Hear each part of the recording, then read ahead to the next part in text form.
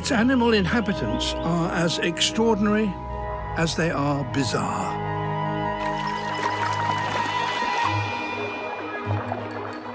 This is a land of black devils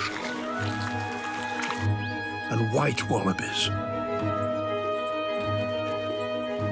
where lights dance in the southern sky and trees tower to 100 meters.